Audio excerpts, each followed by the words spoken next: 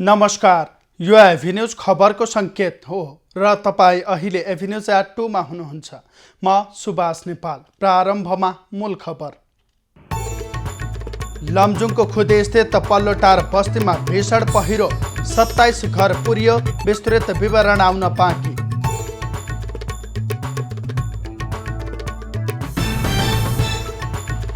वर्षा र सहकालका देवता रातो मच्छिन्द्रनाथको रथारोहण आगामी शनिबार हुने।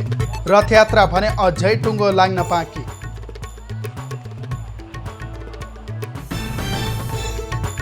नेपाली बजारमा सुनको भाउ हालसम्मकै उच्च, प्रतितोला 94,000 रुपैयाँमा कारोबार।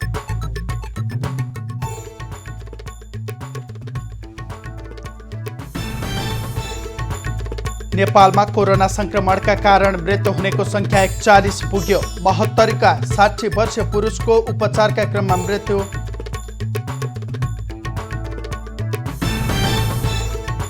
र ग्रेट वालको झल्को दिने गरी हेलम्बुमा पर्यटकीय पदमार्ग निर्माण। 60 किलोमिटरको पदमार्ग गोसाइकुण्डसम्म जोडिने। चाइनाको ग्रेट वाल पछाडि विश्वमै यो सेकेन्ड हो। अब खबरको सिलसिला प्रारम्भ गरौँ लमजुङमा पहिरो सम्बन्धी प्रसङ्गबाट। लमजुङको मर्स्याङ्दी गाउँपालिकामा भीषण पहिरो गएको छ। मर्स्याङ्दी गाउँपालिका वडा नम्बर 3 को खुदीको पल्लोटारी बस्ती पहिरोले पुरेको हो। पहिरोले सो स्थानमा रहेका 27वटा घर पुरेको प्रमुख जिल्ला अधिकारी कृष्ण प्रसाद शर्माले जानकारी दिए। उनका अनुसार बिहानै सानो पहिरो खसेपछि सो स्थानमा रहेका मानिसलाई बिहानै सुरक्षित स्थानमा सारिएकाले ठूलो मानवीय क्षति नभएको हुन सक्ने अनुमान गरिए पनि विवरण भने प्राप्त भइसकेको छैन। पहिरोमा परेर केही मानिस घाइते भएको बताइएको छ। पहिरो प्रभावित क्षेत्रमा खुदीबाट बिहानै प्रहरी टोली पुगेर स्थानीयको उद्धार सुरु गरेको थियो। ठूलो पहिरो खसेको जानकारी पाएपछि सदरमुकामबाट सेना र प्रहरीको टोली पनि त्यसतर्फ प्रस्थान गरेको छ। पहिरो गाउँ नै पुरेको र सानो सानो पहिरो खस्ने क्रम नरोकिएकाले गाउँमा छिरेर उद्धार गर्न सकिने अवस्था नरहेको प्रहरीले जनाएको छ। पहिरोका कारण अवरुद्ध नारायणगढ मुगलिन सडक खण्ड खुलाउने प्रयास जारी छ। सो सडक खण्डको 16 किलोमा गैराती चट्टान सहित खसेको पहिरोको ढुङ्गा फोरेर पहिरो पन्छाउने काम जारी रहेको डिभिजन सडक कार्यालय भरतपुरले जानकारी दिएको छ। भरतपुर महानगरपालिका 29 को बालुवा पुल नजिकै मङ्गलबार राति ठूला चट्टान सहितको पहिरो खसेपछि सडक अवरुद्ध भएको छ। पहिरोले सडकको झन्डै 150 मिटर भाग ढाकेकाले त्यसलाई हटाउन समय लाग्ने बताइएको छ। मुगलिनतर्फ पनि लोडरले पहिरो पन्छाउने काम गरिरहेको छ। सो सडकको 4 किलोमा सोमबार बिहान खसेको पहिरो पन्छाएर मङ्गलबार दिउँसो एकतर्फी रूपमा खोलिएको थियो। राति 9:15 बजे 16 किलोमा पहिरो खसेपछि सडक पुनः अवरुद्ध भएको छ।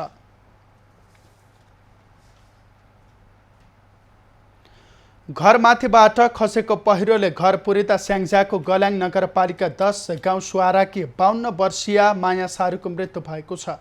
मायाकी 20 वर्षीय छोरी नारायणी सारू घाइते भएकी छन्। घाइते नारायणीलाई उपचारका लागि वालिङ प्राथमिक स्वास्थ्य केन्द्रमा भर्ना गरिएको छ। भिरालो जमिन घरभन्दा 20 मिटर माथि रहेको ढिस्को खसेको प्रहरीले जनाएको छ। झापाको बुद्ध शान्ति गाउँपालिका 7 मोती डाँडामा गैराती पहिरोमा पुरिएर एकजनाको मृत्यु भएको छ। स्थानीय तेजकुमार बराइलीको घर पहिरोले बगाउँदा घरमा पाहुना आएका मेचीनगर 9 मागुर माडीका 15 वर्षीय विवेक दर्नालको मृत्यु भएको हो। पहिरोमा 70 वर्षीय तिलमाया, 21 वर्षीय कल्पना र 19 वर्षीय पुष्टिना बराइली घाइते भएका छन्। पहिरोले बराइलीको घर पूर्ण रूपमा क्षति भएको छ भने जोखिममा परेका अरू 2 घरका बासिन्दालाई नजिकको होसना चर्चमा सारिएको जिल्ला प्रहरी कार्यालय झापाले जनाएको छ। आजबाट देशका मुख्य नदीहरूमा जल सतह घट्दो क्रममा रहेको देखिएको छ। जल तथा मौसम विज्ञान विभागले कन्काई, कमला, बागमती, नारायणी लगायतका नदीहरूको बहाव घट्दो क्रममा रहेको जनाएको छ। कोशी र त्यसका सहायक नदीहरूमा पानीको बहाव बढ्दो क्रममा रहे पनि अन्य ठूला नदीहरूमा पानीको बहाव घट्दो क्रममा रहेको विभागले जानकारी दिएको छ। महाकाली, कर्णाली र त्यसका सहायक नदीमा बहाव घट्दो क्रममा रहेको छ।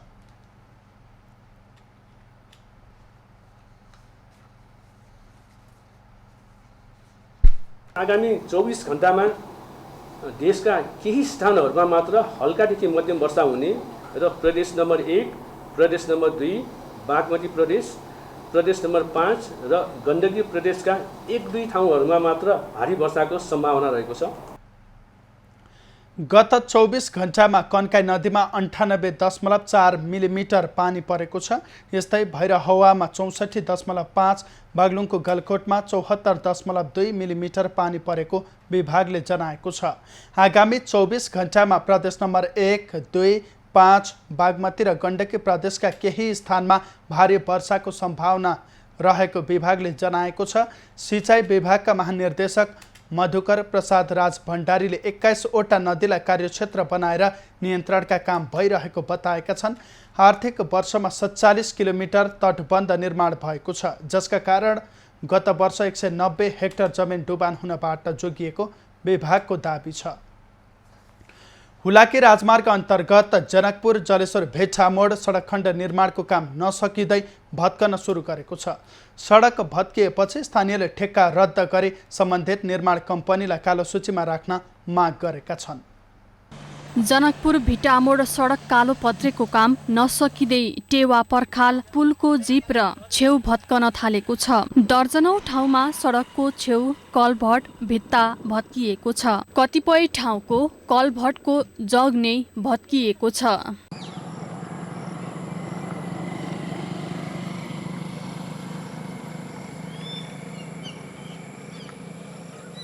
कतिपय ठाउँमा माटो भरेको ठाउँमाथि नै कालोपत्रे गरिएकाले चर्किएको छ।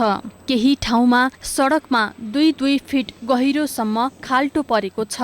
सडकमै गहिरो खाल्टो परेको कारणले सवारी साधन र सर्वसाधारणलाई आवाजावतमा समस्या परेपछि त्यसको मर्मतको माग गर्दै स्थानीयहरूले पटक पटक सडक बन्द गरेर विरोध समेत गर्दै आएका छन्। साइड कटिङ गरेर यो ठेकेदारले लापरवाही गरेर चोरी गरेर यसले लुटतन्त्र मचाए जस्तै साइडको जमिनबाट माटो काटेर अनि त्यसपछि सडकमा राखेपछि झन् सडक ध्वस्त भएको छ। त्यो पानी पर्ने कारणले गर्दाखेरि साइडबाट माटोहरू झर्दै गइरहेको छ। भत्किएको कलभट, चर्किएको कालोपत्रे लगायतलाई टालटुल पारेर आँखा छल्न खोजिएको भन्दै यसप्रति ध्यान दिनुपर्ने स्थानीयको भनाइ छ। गुणस्तरहीन काम भएकाले सडक निर्माण पूरा नहुँदै भत्किएको जनप्रतिनिधिको गुनासो छ।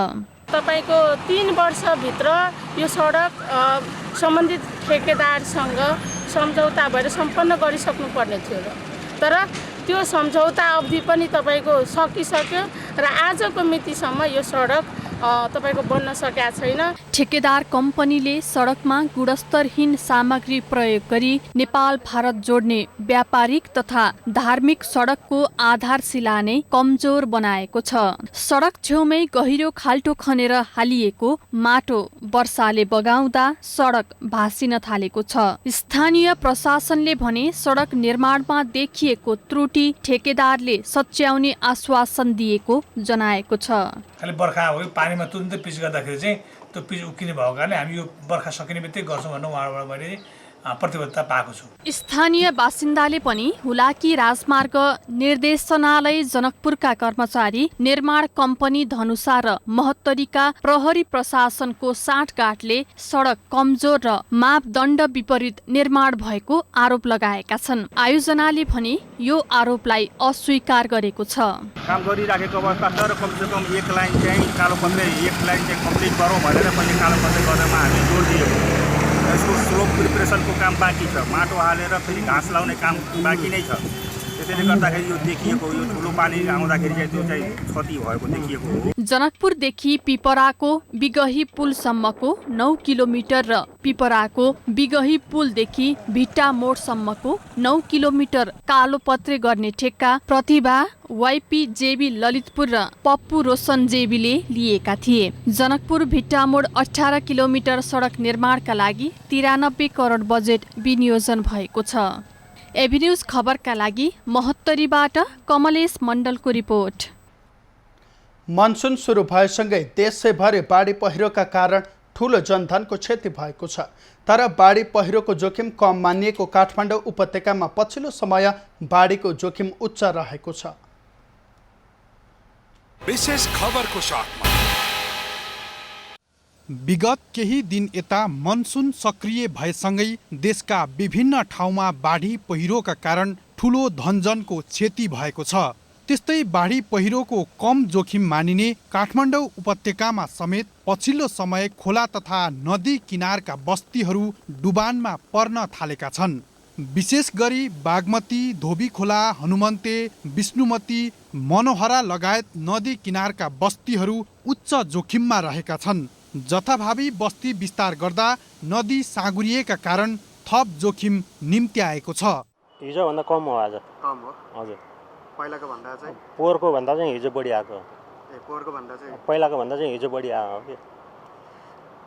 मलाई कस्तो लाग्यो भने यो पारिपट्टि चाहिँ खन्याएर राखेछन् नि, त्यहाँ रोकियो होला होइन, पानी यता आयो कि त्यति हो।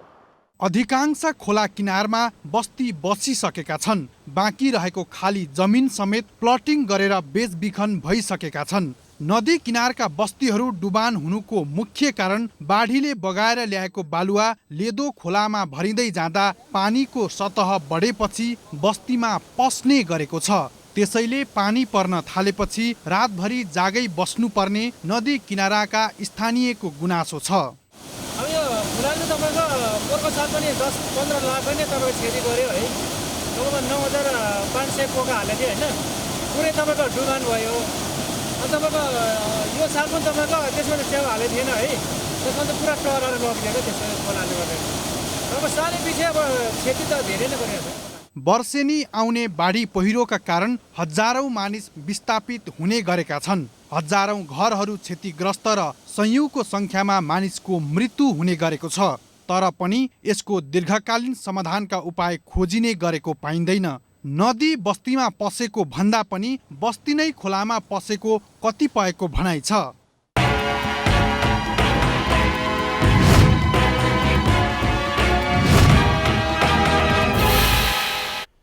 कोरोना भाइरस संक्रमण देखिएका एक वृद्धको बीपी कोइराला स्वास्थ्य विज्ञान प्रतिष्ठान धरानमा उपचारका क्रममा मृत्यु भएको छ।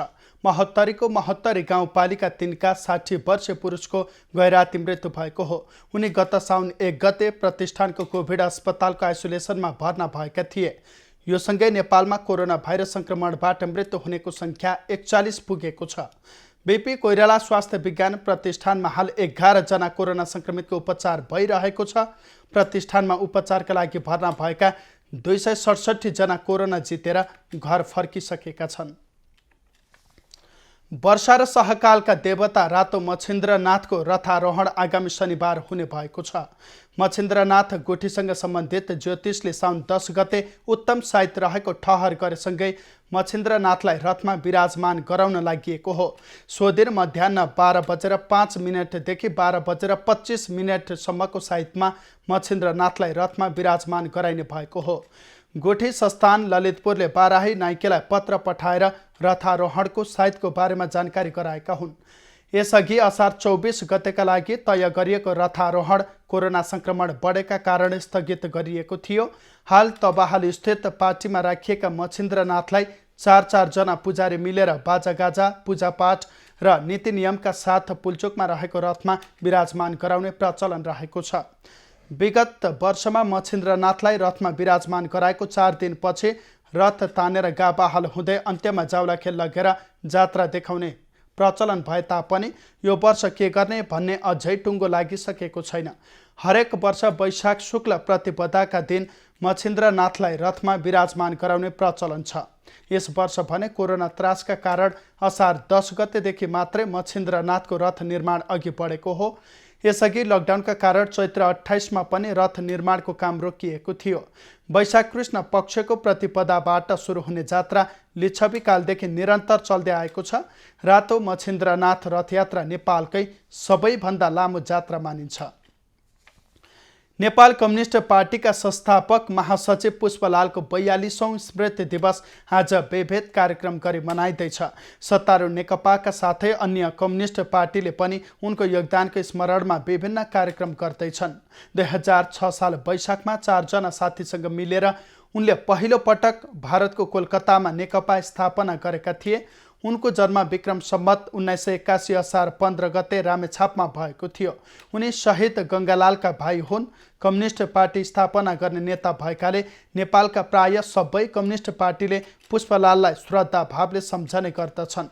पुष्पलालले नेपालको गहिरो इतिहास अध्ययन गर्नुका साथै केही पुस्तक पनि प्रकाशन गरेका छन्। नेपालमा साम्यवादी विचारको प्रचार गर्नका लागि पुष्पलालले पहिलो पटक कम्युनिस्ट पार्टीको घोषणा पत्र नेपालीमा अनुवाद गरेका थिए।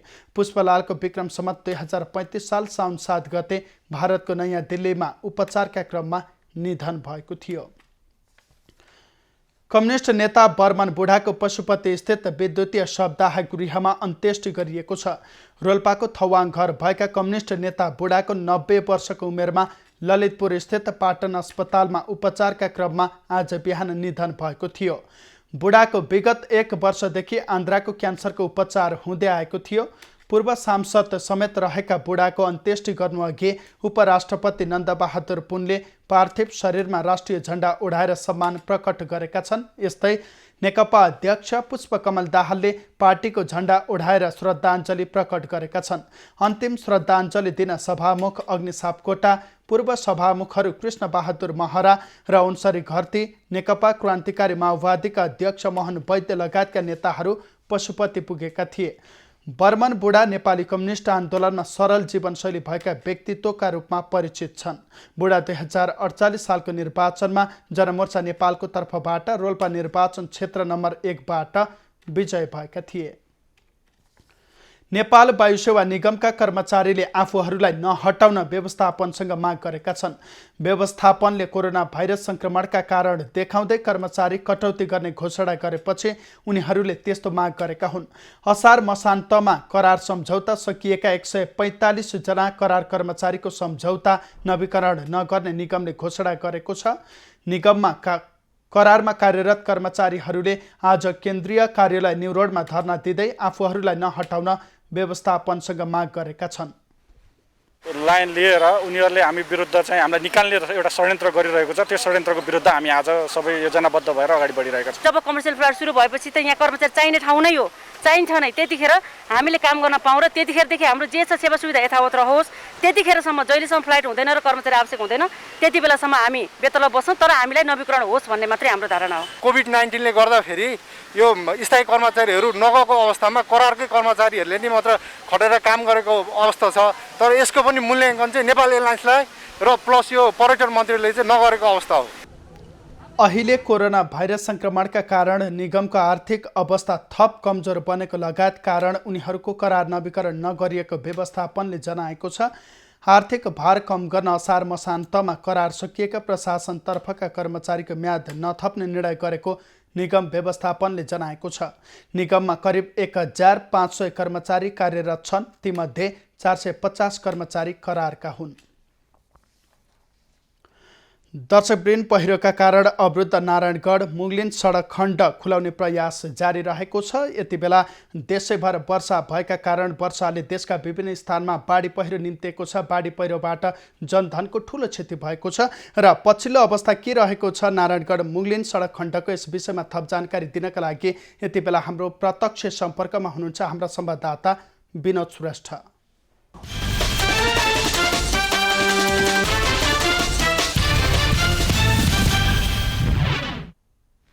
विनोद, गए राति नारायणगढ मुगलिन सडक खण्डको 16 किलोमा पहिरो जाँदाखेरि अहिलेसम्म पनि सडक सुचारू हुन सकेको छैन, सडक अवरुद्ध रहेको छ। यस विषयमा जानकारी गराउनुहोस्। दया कृष्ण भट्ट नामै बिर्सियो के गाँठी दया।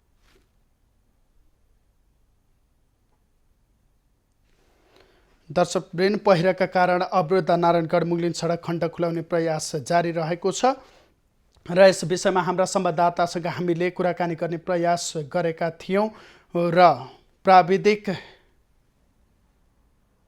कारणले गर्दाखेरि उहाँसँग कुराकानी हुन सकेन। पहिरोका कारण अवरुद्ध नारायणगढ मुगलिन सडक खण्ड खुलाउने प्रयास जारी रहेको छ। गए राति 16 किलोमा पहिरो जाँदाखेरि ठूलो चट्यान सहित त्यहाँ पहिरो खसेको थियो। पहिरोका कारण हालसम्म पनि सडक सुचारू हुन सकेको छैन। त्यसभन्दा अगाडि सोमबारको पहिरोले गर्दाखेरि सडक अवरुद्ध हुँदाखेरि 4 किलोमा हिजो 18 घण्टापछि सडक एकतर्फी सुचारू भएको थियो।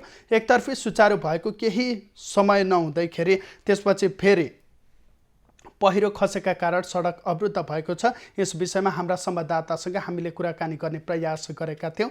यद्यपि प्राविधिक समस्याका कारणले उहाँसँग कुराकानी हुन सकेन। उहाँसँगको कुराकानी हामी केही बेरमा जोड्ने नै छौँ। अब बाँकी खबर। एचआईभी संक्रमणका कारण श्रीमान गुमाएकी प्युठान मल्लरानी गाउँपालिकाकी एक महिलालाई परिवार चलाउन धौधौ परेको छ। आफू पनि संक्रमित मसली 2 बालबच्चाको पालन पोषणको जिम्मेवारी सम्हाल्दै आएकी छन्।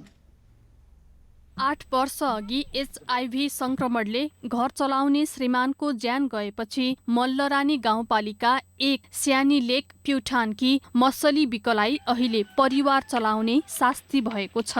35 वर्षीय बिकलाई अहिले रोगले मात्र सताएको छैन, रोगसँगै भोक र चुहिने घरको चिन्ताले सताइरहेको छ। घर त भयो 3-4 वर्ष बनाउन सक्नु भएन। 13 वर्षको छोरा 7 र 11 वर्षकी छोरी कक्षा 5 मा पढ्दैछन्, तर उनलाई नियमित विद्यालय पठाउन समेत समस्या भएको छ। गाउँमा मेला पर्व गरेर गुजारो चलाउँदै आएको भए पनि बिग्रदो स्वास्थ्य अवस्थाले समस्या भएको छ।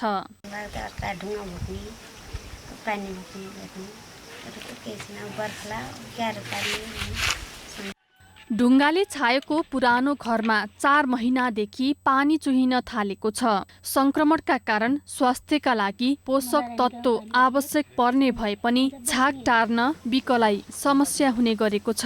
कोही संस्थाहरूले यसो हेरिदिएको यहाँहरूलाई हेर्दै आफ्नो जान परिवार नम्बरी पाल्नुहुन्थ्यो होला भन्ने केही लाग्छ।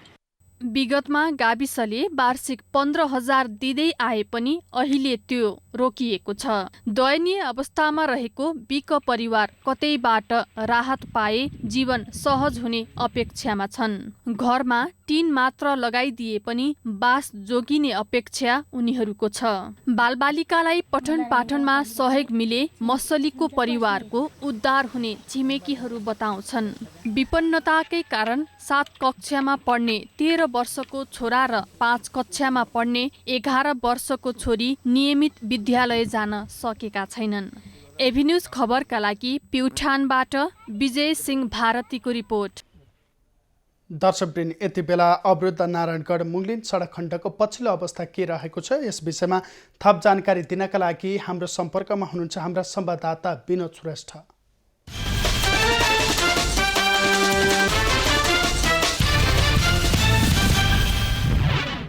विनोद, नारायणगढ मुगलिन सडक खण्डको पछिल्लो अवस्था के रहेको छ जानकारी गराउनुहोस्। र जुन यो मुगलिन नारायणगढ सडक खण्डको जानकारी दिनुपर्दाखेरि जुन यो हिजो बेलुकी करिब 5 बजे जुन मुगलिन नारायणगढ सडक खण्डको 4 किलोमा जुन एकतर्फी सडक खुलाइयो, त्यो सडक खुलाइसकेपछि जुन जाममा परेका थिए 36 घण्टासम्म जाममा परेका सवारी साधनहरू गन्तव्य स्थलतर्फ जाने क्रममा जाँदै गर्दाखेरि यो जुन मुगलिन नारायणगढ सडक खण्डको 17 किलोमा पुनः पहिरो खस्यो। त्यो पहिरोले गर्दाखेरि जुन राजमार्गले पूर्ण रूपमा अवरुद्ध हुन पुगेको छ। जुन पहिरो खसेको छ त्यहाँनिर चाहिँ जुन यो 4 किलोको पहिरो खुलिसकेपछि गएका सवारी साधनहरू पनि केही त्यहाँ पुरिएको हो कि भन्ने प्रहरीहरूले चाहिँ आशंका गरेको छ। प्रहरीलाई त्यहाँका स्थानीयहरूले दिएको जानकारी अनुसार एउटा मोटरसाइकल र एउटा सानो गाडी चाहिँ त्यहाँ परिएको हुन सक्ने भनेर चाहिँ जानकारी दिएको छ। र हामी त्यो ठाउँमा पुगिराख्दाखेरि जिल्ला ट्राफिक प्रहरी कार्यालय चितवनका प्रमुख दया कृष्ण भट्ट सरले चाहिँ हामीलाई दिएको जानकारी अनुसार त्यो पहिरो हटाउनको लागि अहिले 3वटा मेसिनहरूले चाहिँ काम गरिरहेको छ र त्यो पहिरो हटाउनको लागि बेलुका करिबन 6 देखि 7 बजीसम्म चाहिँ समय लाग्ने भनेर पनि हामीलाई जानकारी दिनुभएको छ। त्यो ठाउँमा अहिले जुन यात्रुहरू रहेका छन् उनीहरूलाई सुरक्षित स्थानमा चाहिँ बस्नको लागि आग्रह गर्नुभएको छ भने त्यस्तै प्रहरीले चाहिँ यो पहिरो खोल्ने सम्भावना अलिकति गाह्रै भएको कारणले र माथिबाट थप पहिरो नझरेको खण्डमा चाहिँ बेलुका 6 देखि 7 बजीसम्म चाहिँ पहिरो हटाइसक्ने, एकतर्फी मात्र हटाइसक्ने भनेर जानकारी दिनुभएको छ। जुन गैराती 17 किलोमा पहिरो जाँदाखेरि यति बेला सवारी साधनहरू अलपत्र परिरहेका छन्, त्यसपछि यात्रुहरू पनि बीच बाटोमा अलपत्र परिरहेको अवस्थामा जुन 17 किलोमा गैराती पहिरो गएको छ त्यस स्थानमा चाहिँ वैकल्पिक मार्ग प्रयोग गर्न सकिने अवस्था छ कि छैन? जुन यात्रुहरू छ उहाँहरूलाई सकेसम्म वैकल्पिक राजमार्गको प्रयोग गरेर हिँड्नको लागि पनि उहाँले आग्रह गर्नुभएको छ। सुभाष विनोद, जुन 17 किलोमा गए राति गयो पहिरो पन्साउने क्रममा चाहिँ यति बेला यहाँले जानकारी गराएअनुसार 3वटा मेसिनहरू प्रयोग गरिएको छ भनिएको छ। तयारी अवस्थामा पहिले नै राखिएको थियो कि थिएन? गए रातिदेखि हालसम्म चाहिँ किन चाहिँ पहिरो हटाउन समय लागेको थियो? पहिरोका कारण अवरुद्ध नारायणगढ मुगलिन सडक खण्ड खुलाउने प्रयास यति बेला जारी रहेको छ र सो सडक खण्डको 17 किलोमा गए राति पहिरो जाँदाखेरि ठुलो चट्टान सहितको पहिरोका कारण त्यहाँ पहिरो खुलाउने प्रयास गरिए तापनि त्यहाँ चाहिँ यति बेला पहिरो हटाउने कार्य अगाडि बढिरहेको छ। यद्यपि पहिरो हटाउन बेलुका 6-7 बजेसम्म समय लाग्ने भनेर हाम्रा संवाददातासँग कुराकानी भएको थियो। यद्यपि प्राविधिक समस्याका कारणले गर्दाखेरि उहाँसँग पूर्ण रूपमा कुराकानी हुन सकेन र उहाँसँग कुराकानी भएपछि त्यस सडक खण्डको पछिल्लो अवस्थाको विषयमा यहाँहरूलाई हामी जानकारी गराउनेछौँ। अब बाँकी खबर। पर्यटकीय महत्त्व बोकेको सिन्धुपाल्चोक जिल्लाको हेलम्बु गाउँपालिका धर्मचक्र पर्खालले घेरिन थालेको छ। ग्रेट हिमालयन ट्रेल नाम दिएको सो पर्खालले गाउँपालिकाको सबै वडा र सबैजसो धार्मिक तथा पर्यटकीय महत्त्वका स्थान भेटिने भएकाले पनि यसलाई गाउँपालिकाले विशेष महत्त्वका साथ निर्माण कार्य अगाडि बढाइरहेको छ। 60 किलोमिटर लम्बाइमा निर्माण हुने पदमार्गको पहिलो चरणमा नमुनाको रूपमा घोप्टेघ्याङ, शेर्माथान र नागी डाँडा सहित 3 ठाउँबाट करिब 300 मिटर निर्माण सम्पन्न गरिसकिएको छ। त्यसको लागि स्थानीय, प्रदेश र सङ्घीय सरकारबाट गरी 1 करोड खर्च भएको छ। 3.5 अर्ब लागत अनुमान गरिएको यो पर्खालको लागि यो वर्ष पनि स्थानीय, प्रदेश र सङ्घीय सरकारबाट गरी 2 करोड भन्दा बढी रकम खर्च हुनेछ। यो ट्रेल निर्माण भइसकेपछि देशी विदेशी पर्यटकहरू यहाँ आउने र यसबाट आफूहरूको जीवनस्तर सुधार हुने अपेक्षा स्थानीयहरूले गरेका छन्। पनि यहाँ अलिकति हामीलाई पनि देश विदेशबाट उहाँहरू अब यहाँ भिजिटमा आउनुहुन्छ, हाम्रो पनि अलिकति यहाँ विकास हुन्छ। अब हामीलाई पनि धेरै नै खुसी लाग्यो। ग्रेट ट्रेल हुँदै रसुवाको गोसाईकुण्ड समेत पुग्न सकिन्छ भने काठमाडौँको माउन्टेन फ्लाइटबाट देखिने मध्ये 80% हिमाल यो ग्रेट ट्रेलबाट देख्न सकिन्छ। काठमाडौँबाट करिब 50 किलोमिटरको दूरीमा नै यो स्थानमा पुग्न सकिने भएकाले यसको निर्माण सम्पन्न भइसकेपछि वार्षिक 15 लाख भन्दा बढी पर्यटकले यसको अवलोकन गर्ने हेलम्बु गाउँपालिकाको आंकलन छ। चीनको ग्रेट वाल पछिको संसारकै दोस्रो लामो वाल भएकाले यसले नेपालको पहिचान र पर्यटन प्रवर्धनमा टेवा पुर्याउने अपेक्षा गरिएको छ। देशको जनतालाई र त्यसपछि देशलाई पनि यसले के फाइदा छ भन्ने कुरा चाहिँ मेन महत्त्वपूर्ण कुरा छ। र हामीले जस्तै यो चाइनाको ग्रेट वाल पछाडिको यति लामो र यो स्ट्यान्डर्डमा विश्वमै यो सेकेन्ड हो। यो ट्रेल निर्माणमा स्थानीय सामग्रीको मात्रै प्रयोग गरिएको छ। पर्खाल लगाउन सिमेन्ट र त्यसको ढुवानी बाहेक सबै सामग्री स्थानीय स्तरका नै प्रयोग गरिएको छ। ढुङ्गा कुद्ने र पर्खाल बनाउने काममा पनि स्थानीयलाई सहभागी गराइएको छ। ग्रेट ट्रेल बनिसकेपछि ग्रेट ट्रेलमा पर्यटकहरू पनि स्थानीय पर्यटक र विदेशी पर्यटकहरू पनि धेरै आउने हुनाले यहीँका बासिन्दाहरूलाई फाइदा हुने कुराहरू धेरै देखाएको छ, धेरै हुने पनि भएछ। यो जुन सुकै चिजमा पनि हामीले यो ढुङ्गा काट्ने सामग्रीहरू पनि यहीँको स्थानीयले नै बनाएको, यहीँको उसले बनाएर पनि हामीले यहाँ प्रयोग गरिरहेको छ। केही समय अगाडि विश्व सुन्दरी टोनी एन सिंहले समेत अवलोकन गरेकी ट्रेलमा स्वाभाविक मिस नेपाल श्रृङ्खला खत्यौडाले 100 मिटर निर्माण लागत बेहोर्ने वचन दिएकी छिन् भने गाउँपालिकाले पनि सहयोग गर्न चाहने व्यक्ति तथा निजी क्षेत्रलाई आफ्नो नाम नै अङ्कित हुने गरी निर्माणमा सहयोग गर्न आह्वान गरेको छ। करिब यो ट्रेल निर्माण सम्पन्न भएमा यसले हेलम्बु क्षेत्र र सिन्धुपाल्चोकको पर्यटन प्रवर्धनमा ठूलो टेवा पुर्याउने देखिन्छ। एभिन्यूज खबरका लागि सिन्धुपाल्चोकबाट विजय नेपालको रिपोर्ट। खबरको सिलसिला अझै जारी छ, हामीसँगै रहनुहोला। अब बाँकी खबर।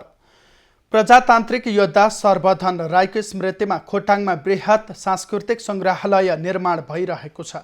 राईको जन्मस्थल दिक्तेल रूपाकोट मजुवागढी नगरपालिका 4 खाल्ले सेरामा सङ्ग्रहालय निर्माण भइरहेको हो। 1972 साल भदौ 5 गते जन्मिएका सर्वधन राईले 2007 सालको प्रजातान्त्रिक आन्दोलनमा जनमुक्ति सेनाको कमान्डरको काम गरेका थिए। उनले चरीकोट विजय गरेर राणा विरुद्धको आन्दोलनमा महत्त्वपूर्ण योगदान गरेका थिए। देश र प्रजातन्त्रका लागि निरन्तर सङ्घर्ष गरेर जीवन समर्पण गरेका उनैको योगदानलाई स्मरण गर्न सांस्कृतिक सङ्ग्रहालय निर्माण अघि बढाइएको हो।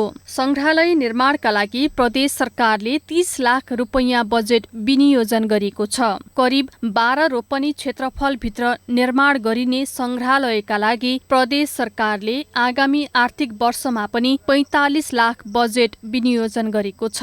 स्मृति प्रतिष्ठान सर्वधन राई स्मृति प्रतिष्ठान गठन भइसकेपछि चाहिँ अब यो जग्गा स्मृति प्रतिष्ठानका नाममा आएको छ, लगभग 12 रोपनी जग्गा र यस वर्ष 45 लाख रुपैयाँ प्रदेश सरकारले छुट्याएको छ। तत्कालीन राजालाई चुनौती दिन प्रजातान्त्रिक योद्धा राईले बनाएको 55 झ्याले घरलाई पुरानै शैलीमा निर्माण गर्ने योजना छ। यी सबै प्रकारका किराँतीहरूको चाहिँ भाषा, धर्म, संस्कार, संस्कृति र इतिहास र त्यो चाहिँ संस्कार, संस्कृति र इतिहास त्यो सम्बन्धी चाहिँ के भने विशेष अध्ययन गर्ने चाहिँ स्थान यो कुरा बनोस् भनेर चाहिँ एउटा बृहत किराँत सङ्ग्रहालय तथा चाहिँ अध्ययन केन्द्र, बृहत किराँत अध्ययन केन्द्र चाहिँ हामीले स्थापना गर्न गइरहेका छौँ। स्वर्गीय राईको परिवारले पनि सङ्ग्रहालय निर्माणमा खुसी व्यक्त गरेको छ। सङ्ग्रहालय निर्माणका लागि परिवारले 12 रोपनी जग्गा प्रतिष्ठानलाई उपलब्ध गराएको छ। 11 रोपनी 7 आना 3 पैसा 3 नामको समुच्च घरै शुद्ध मैले चाहिँ नि हिजो नै रजिस्ट्रेसन के अरे हिजो नै दान दिएर म बसेका हुँ। राजा महेन्द्रले कु गरेपछि 2018 साल कार्तिकमा उनले सशस्त्र विद्रोह गर्दै दिक्तेल कब्जा गरेका थिए। विद्रोह असफल भएपछि उनी निर्वाचित भएका थिए। राईले खाल्लेमा 55 झ्याले घर बनाउँदा तत्कालीन शासकले केही झ्याल भत्काउन लगाएका थिए। खोटाङ बजारमा रहेको सदरमुकामलाई उनकै नेतृत्वमा दिक्तेलमा सारिएको थियो। एभिन्यूज खबरका लागि खोटाङबाट राजन ठटालको रिपोर्ट। स्थानीय तह लगायत सार्वजनिक सेवा प्रदायक निकायमा अनियमितता बढ्दै गएको सर्वत्र गुनासो एकातिर छ भने उनीहरूले गरिरहेका काम कारबाहीको बारेमा नागरिकले सूचना नपाएको गुनासो अर्कातिर रहेको छ। सूचनाको हकको व्यवहारिक कार्यान्वयन हुन नसकेका बेला जिल्ला प्रशासन कार्यालय बैतडीले सूचना अधिकारीहरू र सञ्चारकर्मीहरूले हरेक महिना छलफल गर्ने एउटा नयाँ कामको सुरुवात गरेका छन्। जिल्ला प्रशासन कार्यालय बैतडीले सूचनाको हकमा व्यवहारिक कार्यान्वयनका लागि एउटा नौलो कार्यक्रमको सुरुवात गरेको छ। जिल्लाभरिका सरकारी निकायहरूका सूचना अधिकारी र सञ्चारकर्मीहरूलाई सँगै राखेर पहिलो चोटि सुशासन र पारदर्शिताका विषयमा छलफल गरिएको छ। गत वर्ष प्रशासन र सञ्चारकर्मीहरूले स्थानीय तहहरूको प्रगति प्रतिवेदन, उनीहरूले गरेका निर्णय लगायतको विवरण जिल्ला समन्वय समिति मार्फत माग गरिएको थियो। अघिल्लो वर्ष पत्रकार साथीहरूले एउटा गुनासो थियो, त्यो चाहिँ 75-77 को अडिट रिपोर्ट अनि निर्णयहरूको प्रतिलिपि चाहिँ माग गर्नुभएको थियो। हामीले फेरि स्थानीय तहमा पठायौँ, तर स्थानीय तहहरूले अहिलेसम्म पनि त्यो ढिला सैनीले निर्णयहरू पठायो, अडिट रिपोर्ट त छैन सायद उहाँहरूको पनि, अरूले चाहिँ पठाउनु भएन। सूचनाको हक प्रयोग गरेर पनि सूचनाको सुइको समेत पाउन नसकिएको गुनासो बढिरहेका बेला सञ्चारकर्मी र सूचना अधिकारीहरूलाई एक ठाउँमा ल्याउने कदम चालिएको जिल्ला प्रशासन कार्यालयले जनाएको छ।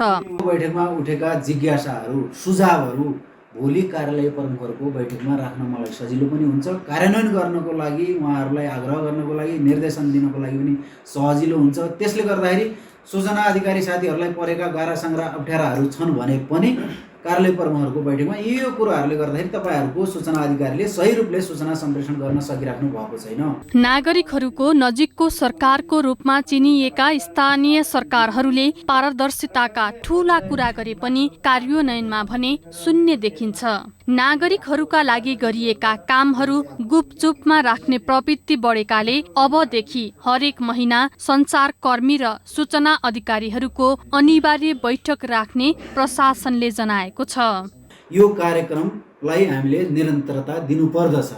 हरेक महिनाको 4 गते अन्यथा नभएको अवस्थामा बाहेक सञ्चारकर्मी र सूचना अधिकारीहरूको नियमित बैठक चाहिँ गर्नुपर्दछ, हामी गर्छौँ। गत वर्ष नै प्रशासनले स्थानीय तहहरूले गरेका कामहरूको प्रगति प्रतिवेदन माग गरे पनि उनीहरूले उक्त सूचना दिन अटेरी गरिरहेका छन्। प्रशासनलाई नै नटेर्ने स्थानीय तहहरूले सूचना प्रवाहका क्रममा मुट्ठी बन्द गरेर काम गरिरहेको आरोप लागिरहेकाले सूचनाको मुट्ठी खोल्न हरेक महिना यस्तो अन्तर्क्रिया गर्ने कार्यक्रमको सुरुवातलाई सकारात्मक रूपमा लिइएको छ। एभी न्यूज खबरका लागि बैतडीबाट लोकेश साउथको रिपोर्ट। नेपाली बजारमा सुनको भाउ आज हालसम्मकै उच्च भएको छ। छापावाल सुनको भाउ एकै दिन प्रतितोला 1300 रुपियाँले बढेर 94,000 रुपियाँमा कारोबार भइरहेको छ। हिजो छापावाल सुन प्रतितोला 92,700 रुपियाँमा कारोबार भएको थियो। यस्तै तेजाबी सुनको भाउ पनि तोलामा 1300ले नै बढेर 93,560 पुगेको छ। चाँदीको भाउ पनि हालसम्मकै उच्च बिन्दुमा पुगेको छ। आज चाँदी प्रतितोला 1135 रुपियाँमा कारोबार भएको हो। हिजो चाँदीको मूल्य प्रतितोला 1040 रुपियाँ थियो। अन्तर्राष्ट्रिय बजारमा सुनको भाउ बढेको र कोरोना संक्रमणका कारण सुनमा लगानी गर्नेहरू बढेपछि त्यसको असर बजारमा देखिएको हो। स्याङ्जामा पहिरोले पुरिएर मृत्यु भएका 4 परिवारलाई नगद सहित राहत प्रदान गरिएको छ। असार 30 गते कालीगण्डकी 4 खहरेमा निधन भएका 3 तथा बेपत्ता 1 गरी 4 जनाको परिवारलाई केन्द्र सरकारले 1 लाख र गण्डकी प्रदेश सरकारले 50,000 राहत उपलब्ध गराएको हो। गण्डकी प्रदेशका आन्तरिक मामिला तथा कानुन मन्त्री हरिबहादुर चुमान घरमै पुगेर राहत रकम वितरण गरेका हुन्। सो क्रममा उनले पहिरोबाट विस्थापितलाई प्रदेश सरकारले पुनर्स्थापना गराउने प्रतिबद्धता पनि जनाए। पहिरोमा परेका बिरगा गाविसका पूर्व अध्यक्ष इमान सिंह राणा, जिमान सिंह थापा, टिका बहादुर थापाको मृत्यु भएको थियो भने प्रेमचन्द्र पाण्डे अझै बेपत्ता रहेका छन्। सुराहाका 2059 जना किसानले विभिन्न बैंक तथा वित्तीय क्षेत्रबाट लिएको ऋणको चैत्रदेखि असार मसान्त अर्थात् 4 महिनाको ब्याज प्रदेश 2 सरकारले तिरिदिएको छ। कोरोना संक्रमण रोकथाम र नियन्त्रणका लागि सरकारले लकडाउन घोषणा गरेपछि मारमा परेका किसानलाई राहत स्वरूप प्रदेश सरकारले 4 महिनाको ब्याज तिरिदिएको हो। सिराहा सदरमुकाम स्थित रहेको सिराहा नगरपालिकाको सभा हलमा भएको एक कार्यक्रमका बीच प्रदेश 2 का भूमि व्यवस्था कृषि तथा सहकारी मन्त्री शैलेन्द्र प्रसाद शाहले ब्याज रकम 3,01,66,077 रुपियाँको चेक विभिन्न वित्तीय संस्थालाई हस्तान्तरण गरेका हुन्। ब्याज तिरेदिन भेटेनरी अस्पताल तथा पशु सेवा विज्ञ केन्द्र सिराहामा 15,005 जनाले आवेदन दर्ता गराएका थिए। 24 वटा बैंक र 25 वटा सहकारीबाट सिराहाका किसानले लिएको ऋणको ब्याज अहिले प्रदेश सरकारले तिरेको हो। प्रदेश सरकारको आह्वानमा 8 वटै जिल्लामा 80,000ले कृषि ब्याज तिरेदिन आवेदन दिएका थिए। त्यसमध्ये पहिलो चरणमा 60,000 को कृषि ऋणको 4 महिनाको ब्याज प्रदेश सरकारले तिरेको हो। लकडाउनको समयमा तरकारी, पशुपालन र फलफुल खेतीमा क्षति भएका किसानलाई प्रति कट्ठा 750 रुपियाँ अनुदान उपलब्ध गराइएको छ। कुखुरा फार्मलाई 1000 वटासम्म प्रति गोटा 100 र त्योभन्दा माथि भए 50 रुपियाँ प्रदेश सरकारले अनुदान दिएको छ। अविरल वर्षासँगै तमोर नदीमा आएको बाढीले ताप्लेजुङको ओलाङचुङ गोलाका 2 पुल बगाएको छ। ताङलुङ गाउँपालिका 7 मा पर्ने चीनसँगको सीमावर्ती ओलाङचुङ गोलाका पुल गैराते बाढीले बगाएको हो। बाढीले ओलाङचुङ गोलाबाट दाङचेन जाने पक्की पुल र मिकुवा खोला गाउँपालिकाको पापुङ जाने काठे पुल बगाएको हो। यस्तै बाढीले तिब्बतको रिउँ जोड्ने सडक र चिनिया ठेकेदारको एउटा गाडी समेत बगाएको बताइएको छ। 2 पुल बग्दा करिब 14 लाख बराबरको क्षति भएको छ। पक्की पुल रु 12 लाख र काठको पुल भने 2 लाखको लागतमा निर्माण गरिएको थियो। हुम्लाको खारफुनाथ गाउँपालिकामा पठन पाठन सुचारू भएको छ। लकडाउन खुकुलो भएको र कोरोना संक्रमणको त्रास पनि न्यून हुँदै गएपछि कक्षा सञ्चालन गरिएको गाउँपालिकाले जनाएको छ। विद्यार्थीको चाप धेरै भएकाले बिहान र दिउँसो 2 समूहमा विभाजन गरी पढाइ सुरु गरिएको सीता माध्यमिक विद्यालयले जनाएको छ। कक्षा 6 देखि 10 कक्षासम्म बिहान र कक्षा 1 देखि 5 सम्मको कक्षा दिउँसो सञ्चालन गरिएको हो। गाउँपालिकाले असार 25 गते विद्यालयहरूमा कक्षा सञ्चालन गर्ने निर्णय गरेको थियो। गाउँपालिका अध्यक्ष कर्णबहादुर रावलका अनुसार बन्दाबन्दी खुकुलो हुनु र कोरोना संक्रमणको त्रास कम हुँदै गएपछि सबैतिर बुझेर कार्यपालिकाले पठन पाठन सुरु गर्ने निर्णय गरिएको जानकारी दिएका छन्। हुम्लाको नामका गाउँपालिका वडा नम्बर 6 हिमालपारीको गाउँ लिमीका बासिन्दा 4 दिन हिँडेर सदरमुकाम आइपुगेका छन्। आर्थिक वर्षको अन्त्य भएपछि विभिन्न आयोजनाको बाँकी रकम भुक्तानीका लागि उनीहरू सदरमुकाम आएका हुन्। लिमी हल्जी गाउँका कुञ्जोक फुर्ब तामाङले सिँचाइको काम सम्पन्न भए पनि भुक्तानी लिन बाँकी भएकाले 5000 अग्लो न्यालु लेख काटेर सदरमुकाम आएको जानकारी दिएका छन्। हिमालपारीको गाउँ लिमीका बासिन्दा बिरलै मात्रै सदरमुकाम आउने गरेका छन्। सप्तरीको राजविराज नगरपालिकाले नगरपालिका क्षेत्रमा बुधबारदेखि पूर्ण लकडाउन गर्ने घोषणा गरेको छ। नगर क्षेत्रभित्र कोरोना संक्रमितको संख्या बढ्न थालेपछि नगरपालिकाले पूर्ण लकडाउन गर्ने निर्णय गरेको हो। केही दिन अघि राजविराजमा कोरोना संक्रमित 1 जनाको मृत्यु भएको थियो। मृतक परिवारका अन्य 5 जना सदस्य र उनको पसलमा काम गर्ने 1 कामदार सहित सम्पर्कमा आएका अन्य 4 जनामा संक्रमण पुष्टि भएपछि नगरले लकडाउनमा कडाई गरेको हो। मृतकको सम्पर्कमा आएका 123 जनाको स्वाब सङ्कलन गरिएको छ। सप्तरीको राजविराजमा अहिले 27 जना कोरोना संक्रमित रहेका छन्। बुधबारदेखि लकडाउन अवधिभर नगर क्षेत्रभित्र अत्यावश्यक सेवा बाहेक सम्पूर्ण बजार, पसल, व्यवसाय, सरकारी, गैर सरकारी कार्यालय र वित्तीय संस्थाहरू पूर्ण रूपले बन्द गर्ने निर्णय नगरले गरेको जनाइएको छ। खबरको सिलसिला अझै जारी छ, हामीसँगै रहनुहोला। यति बेला देशभर सामान्य बदली भई प्रदेश 5 र गण्डकी प्रदेशका केही स्थानमा हल्का वर्षा भइरहेको छ। अपराह्नपछि साथै प्रदेशका थोरै स्थानमा वर्षा हुनुका साथै प्रदेश 1, प्रदेश 2, बागमती प्रदेश, प्रदेश 5 र गण्डकी प्रदेशका 1-2 स्थानमा भारी वर्षाको सम्भावना रहेको जल तथा मौसम पूर्वानुमान महाशाखाले जनाएको छ। काठमाडौँ उपत्यकाको आजको अधिकतम तापक्रम 26 डिग्री सेल्सियस र न्यूनतम तापक्रम 18 डिग्री सेल्सियस रहने अनुमान गरिएको छ। आज सूर्योदय बिहान 5:21 भयो भने सूर्यास्त साँझ 6:58 हुनेछ। आज देशभरको मौसम कस्तो रहला त? हेरौँ देशका विभिन्न स्थानको अनुमानित मौसमी अवस्था।